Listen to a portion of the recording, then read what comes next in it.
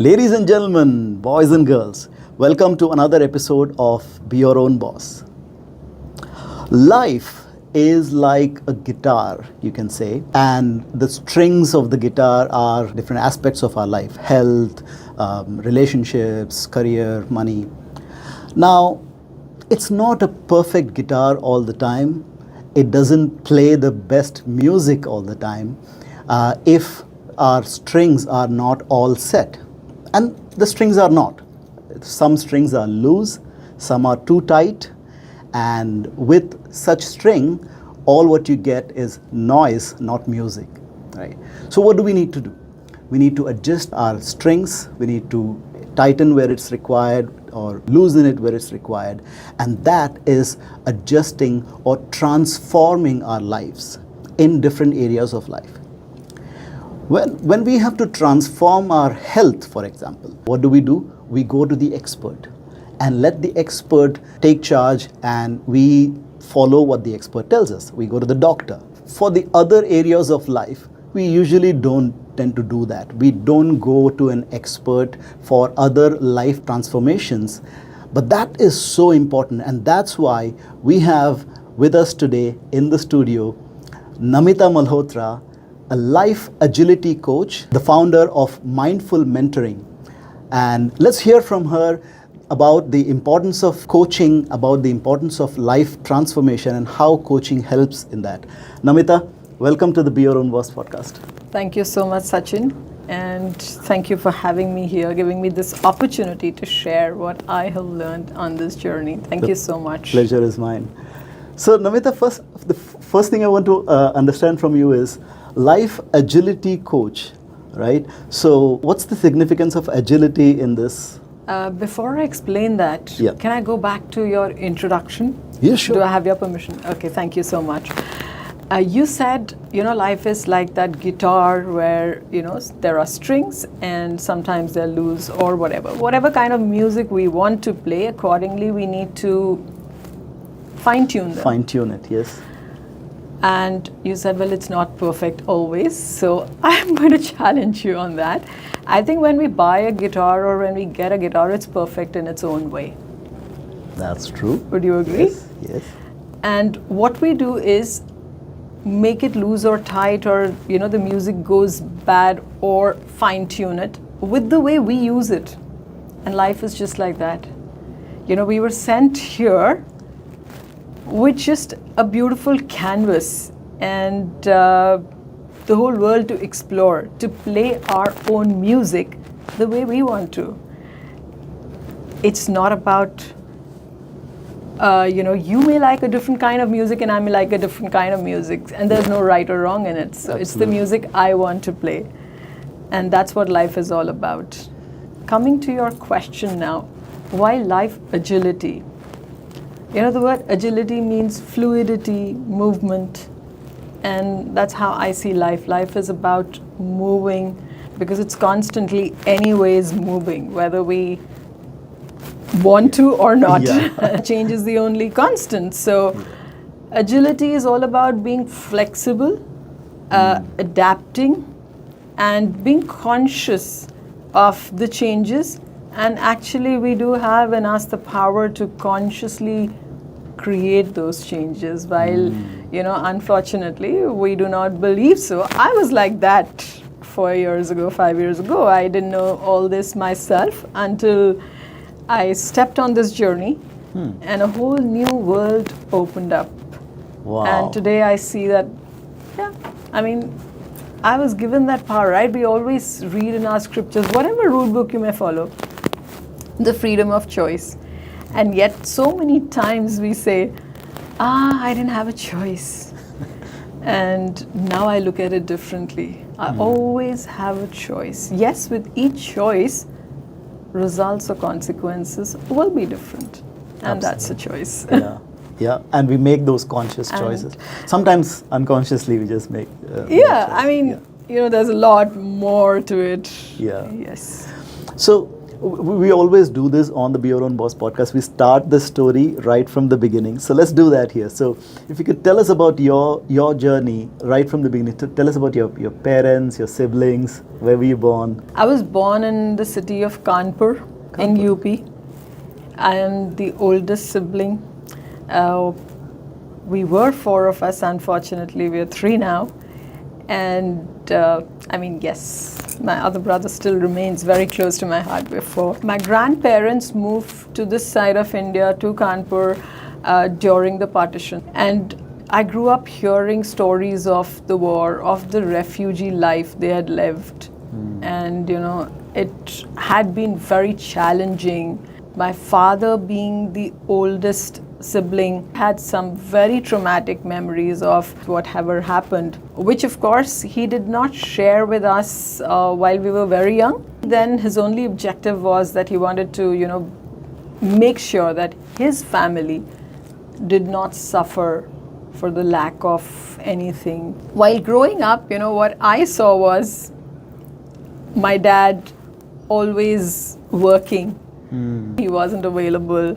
For a long time I held that, and then I said, okay, I am not going to marry anybody who's in business, who works all days, 7 days of his life. Growing up, life was simple. We had a fairly decent life, not a very luxurious one, but very easy, I would say.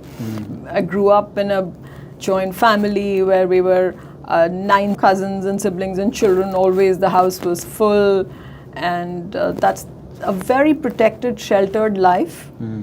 Growing up as a teenager and when I was very young, I always wanted to be a news anchor because that's the only thing we used to see back then. And then later on, some point, I said I wanted to be a radio jockey or something like that.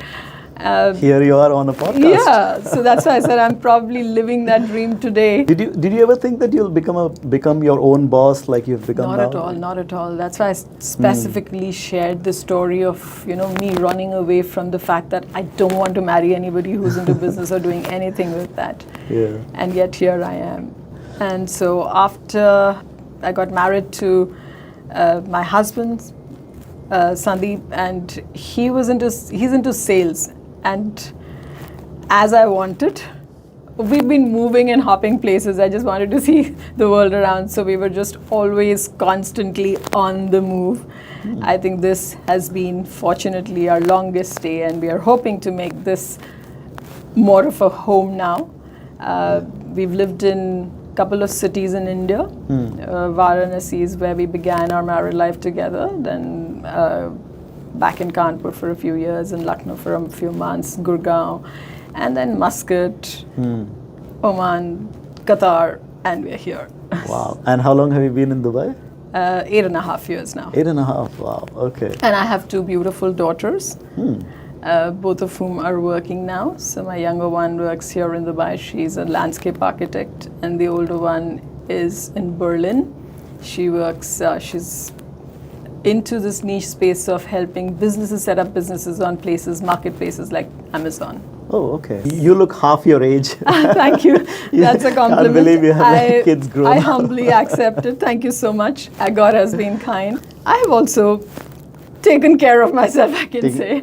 And maybe I have good genes also. This is a very important thing, for everyone these days, that we're aging. And we want to see how we age, we want to age gracefully. How much does the mindset, what kind of role does the mindset play in that, in maintaining yourself, staying young? Huge. Your reality is just what you believe in. So if you believe age is something, with age this happens and that happens and that happens and this is how you're supposed to be, or it is supposed to be, it is what it is. If you believe, well, age is just a number and I can do everything, I can do anything. I'm blessed. My dad was like that. He was still his last day. He's no more. But on the day he left us also, he was working 13 hours a day. Oh my God. So I think, and my mother, she's 85 today. Though she has certain health challenges, but the day she's fine and her body will allow it, she will do everything So I guess I take that from them, and I totally appreciate it. And my mother-in-law was like that. So I've had some very good role models to say that, you just be up and about and use your body to the best that you can. Stay active. Yeah, stay active. That's key. Yeah. And of course, think right.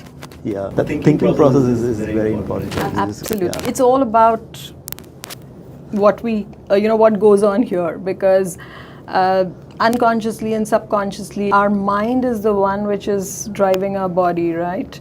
I mean, everybody has different levels of endurance. There are people who will be like, oh, it's so hot, I just can't go out and I can't do anything. And they really cannot, because that's what they believe in.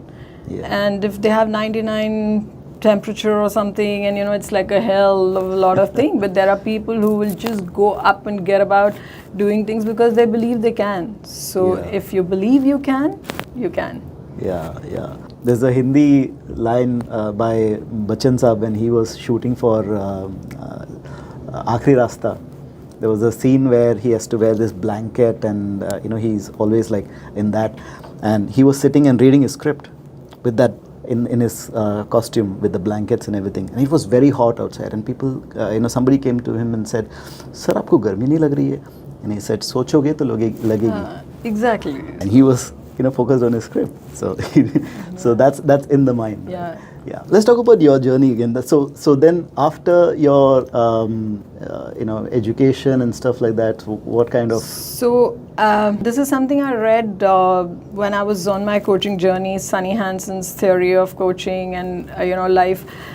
Everything is so deeply ingrained, and sometimes just being prepared and taking those actions. And back in the days, I don't think there was so much awareness, but yes, I always wanted to do something. It was when I was in the first year of my university, and because my family, like I mentioned, was a conservative one, and they didn't want to send me out of town for education, for graduation.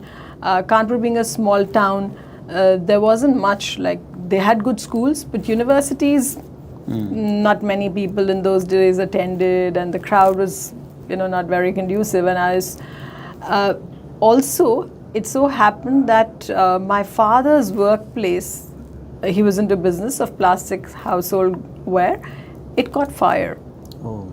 And in those days, I'm talking of the year 88 or 88. Back in the days, it wasn't the norm of having insurances and things like that. So, all we as children, and me being the oldest child, I just gathered that sense of urgency in the house where, okay, we need to minimize, not ask for things, cut down. And I just saw this ad in the newspaper, so because knowing that if I had shared with them, they probably might not allow me to go. I saw this ad which said, for a teacher's vacancy in a school. And I just went and applied. I got the role, and I just came home and said, okay, this is what I'm doing. And yes, I am truly grateful for that kind of upbringing where we were allowed to do those things, I was very independent. So it just happened that accidentally I got into it. When I got into teaching for that purpose of, wanting to contribute in my own way by, maybe I may not be able to contribute as such, but at least I don't have to ask for money. At least you can take care of your expenses. Take care of my own self. Reduce and my own expenses. Yes, burden. I just loved it. I enjoyed it. And the principal of that school at that time then told me, well, if you enjoy it, then why don't you do your B.Ed? I was like, okay, let me do that. Why don't you do what, sorry? B.Ed. B.Ed, okay. Yeah, the educational qualification to become a teacher. I said, okay, let me do it. So I did that. Okay. And it worked very well because I got married. After that, I'd just done my B.Ed, and soon enough, after 2 years, I had my firstborn, and I began teaching after I got married also. So it worked very well. I was able to, bring up my girls. We were moving, and education and teaching was one job which was, I was good. I'll take that credit also. So it was easy for me to, get into one of the good schools in whichever city we went, and so my children got good education, and I think life just happened for me. So Looking as back, you moved to different cities, you got jobs I there. have always taught. Yes, I taught for about 25, 30 years. Wow. So I began my first teaching assignment in 1989, and I quit school in 2020. Wow. So that's a long journey. Yeah. This kind of in your in your DNA now, right? Yes. The way teaching. Yes. So, and what level of were you teaching the very young children, or was I it have taught later? kindergarten, I have taught primary, I have taught up to grade 8. Grade 8. Okay. Yes. This is the very tender age, right? At the age where lives are really Yes. molded, and So some of the children, there are a few kids who stay in touch still. Oh, wow. There's one of my kindergarten students, and just 3 days ago, I think last week, I had a conversation with his mom and this child, and she was mentioning to me that she spoke to her son and told him that she met me, and she said, my son said, there are only 3 teachers, and this boy is now an architect himself. He's just completing his architecture. So he said, and this is from Muscat, and he said that, 3 teachers who have made an impact in his life, and he named me, and I was like, oh, I feel so grateful. sweet. Yes, so it's been a good journey. For the last 10 years of my career, I was into education management, heading departments in school. I was working for a school here in Dubai. Okay. I was the head of primary. And now looking back, I just realized this few days ago that, circumstances became such that I just decided I'd had enough and I quit. But I was just talking to somebody and I realized that for a long time, I had said that when I turn 50, I'm going to quit. When I turn 50, I'm going to quit. When I turn 50, I'm going to quit. And life was happening for me. I didn't realize it. At that point, I also went down to say, it's because of this, because the management took this decision, because of this, because things were like that. I, was so upset and I quit. But I realized if all of that had not happened, I wouldn't be where I am today. Yeah. And if all of that actually was happening because I wanted to quit at 50, and at 50 I did. Are you saying that whatever you thought about you kind of manifested that into? I didn't know this was manifestation. Okay. I had no idea this was manifestation. I had no understanding of these concepts then. And today, if I look back, I can say, yes, it was my manifestation. We've come to the illusion that we read and hear and how fancy it sounds on Instagram and all the social media. Manifestation means you just think of something and in the best possible manner it happens. It actually is not like that. It does happen the way you get there, but if you aren't consciously creating it, something has to happen to drive you. So it may cause you some pain in the bargain. Like for me, I'm saying I didn't know. So back then when all this was happening in 2020 and I was making this decision, not very happily, and yet I made that decision. And because I wasn't consciously aware of it, right? Because in the background, somewhere I'd sown the seed of saying, okay, at 50, I'm going to quit. But I wasn't working towards it. I was happy in my comfort zone, having a good career, doing well. There was, until this came as a point where, okay, now, enough, I've had enough. Yeah. I wouldn't have. I would have probably gone along and played along and gotten in that trap. No, sab sahi chal raha hai, to karte raho. What's the reason? Yeah. One of the concerns people have is the financial side. Whether you're the sole breadwinner of the family or you're one of the contributors, let's say, and there's always a dent in the income of the family when you quit your job. How was that journey for you financially? So that's why I said that decision wasn't the most excited one or something that I made, because you're right? When you're used to getting a certain amount, which of course, as all of us who have been employed and who are yet employed will relate to it, you plan your life around it. You know for certainty that this is coming in at the end of the month, and you as you grow, you expand your expenses, you do everything. The good thing that happened to me was that very year, at the beginning of that year, both my girls started working. And they said, Mommy, like, if you're so unhappy, you can take a back seat. You've done it for so long. It's okay for you to step down. And just that, I think, helped. Although, yes, when suddenly that vacuum comes, you're like, okay, why did I do it? And I did have a few thoughts about should I not? But today, when I look back, I don't regret it at all. Yeah. So what was your next step? Like, once you quit your job, I mean, did you take a break or did you get into something? I was very happy for the first 2-3 months. Okay. I didn't have to, because my day would begin very early. Even before the alarm went on, I'd hear my phone ring and, constant noise in the background of, how the day would be. So I would start receiving messages from morning like, okay, this bus is broken down, this nanny's not coming, this teacher's not coming, this is not coming. So the planning would start even before, So I've lived that life where from dawn to dusk, as they say, or from morning to night, it would go on in the background. Yeah. For first few months, I was very happy. And yet, having been so used to a life where every morning I was going out and, although I've always been in a very supporting role, but contributing financially or having just something for myself to say my own and, having that sense of achievement is what I lacked after a few months. And I started thinking, okay, what can I do next? I was very sure I did not want to go back to school, not to another school, start that life. That life for me was done.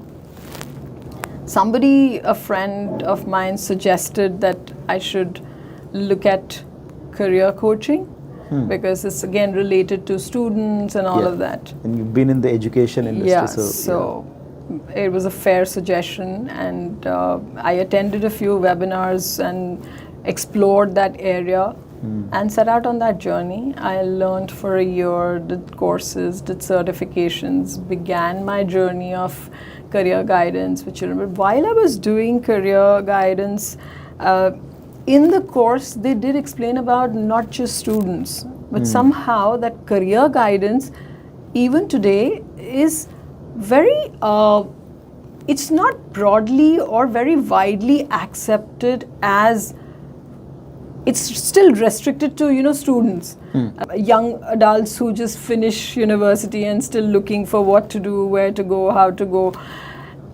I did begin with this, but I wasn't feeling fulfilled. And I felt there was something more. And once I was into that space, I was then exposed to other things. And while doing the course, like I mentioned, so I was hugely inspired by Sunny Hansen's theory, where it said that career and life are very deeply integrated. They cannot be disintegrated, right? Every career move that we make does impact our life, and every life event or occurrence impacts our career as well. Absolutely. They cannot be disintegrated. Because we are the same us, right? Yeah. And I am the same me when I'm... I'm not sure if you know, or the audience who's hearing this knows of a tool called Wheel of Life. The Wheel of Life has 8 components. Career, family life, entertainment, spirituality, health, and financial, all of that, social, spiritual. So career is just 1/8 of life. Yeah. While we make such a big deal about it, we kind of become that role that we play.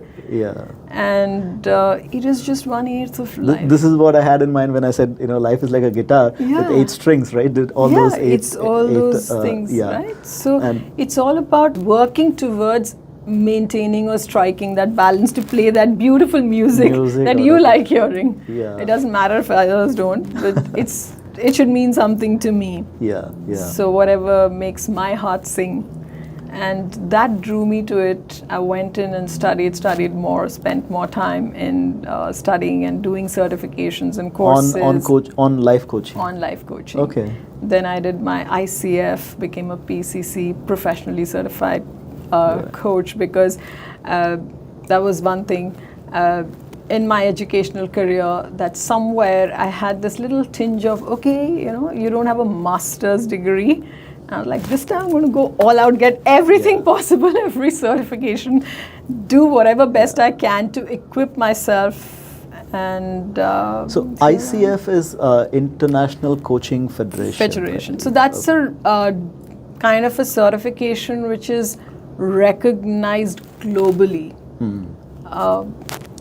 Some standards of coaching. Yeah, it kind of sets, like standards, because otherwise life coaching is again very fluid, very agile. It could be anything. It could mean anything to anybody. Yeah. And you said CC. What does CC mean? You became a PCC. Professionally, sir. So ICF also has 3 levels. It's ACC, PCC and MCC. So yeah. PCC is professionally certified coach. Oh, okay.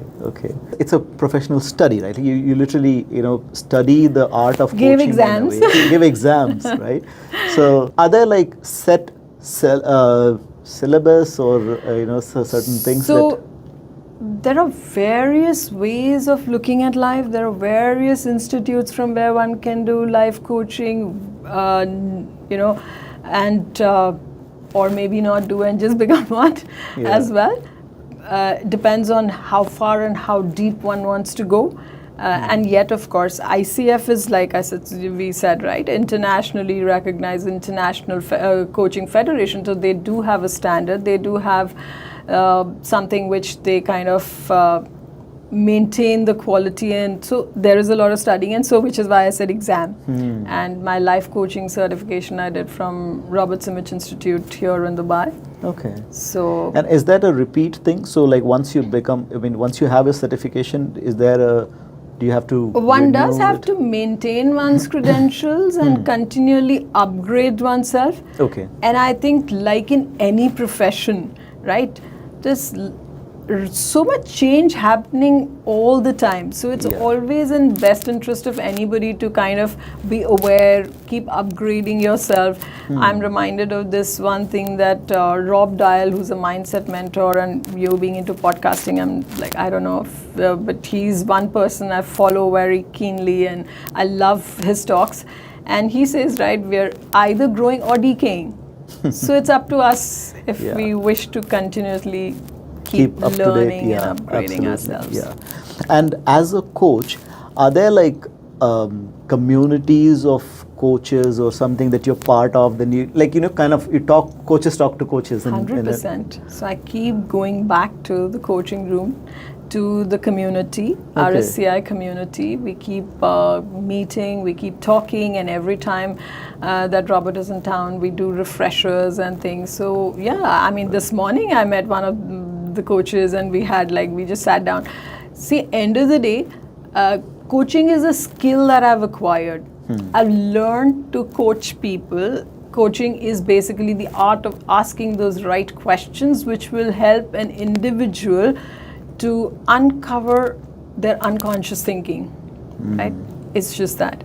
And yet we are also humans, right? So it's not that I've become a coach means, oh, everything is perfect in my world, right? Yeah, and this is something that I always wanted to ask coaches, that if you're a coach, people automatically think that, okay, you're teaching me or coaching me, that means your life is already perfect. How does that help? How does that work when people see there are, let's say, you yourself may be having some of your own personal challenges and things like that. Have you seen a doctor fall ill? Yes. So if they studied medicine, does it mean that they will never fall ill? They're also human beings, Absolutely. right? Yeah. I mean, if it's a teacher, she may be an expert in one area, but she's not an encyclopedia or can't Google also doesn't have all the answers. There are times when we say, it says, I don't have the answer for this. Search not found, right? Yeah. So to imagine something like that or expect, I think that's a very unfair expectation, because we're all human beings. I am a human first and then a coach. Coach is a role that I play. I will not stop being human. So, ladies and gentlemen, boys and girls, that was part 1 of the interview with Namita Malhotra, the life agility coach. And next week, we're going to release the part 2 of it. So stay tuned, and hope you've enjoyed part 1. We will release part 2 next week, and you can hear the continuation of this story. When my subconscious or unconscious mind starts to play funny games with me, I could be doing any stupid thing. All you have to do is just be persistent, have your own social media, continue working on yourself so that it becomes evident to people, and have patience. It's like, when we sow a seed, there is a time gestation period depending on the seed that you've sown.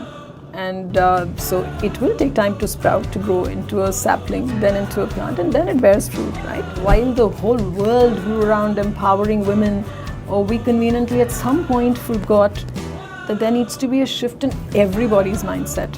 What kind of challenges do people face when they go to a coach, and how does going to a coach help them in their life?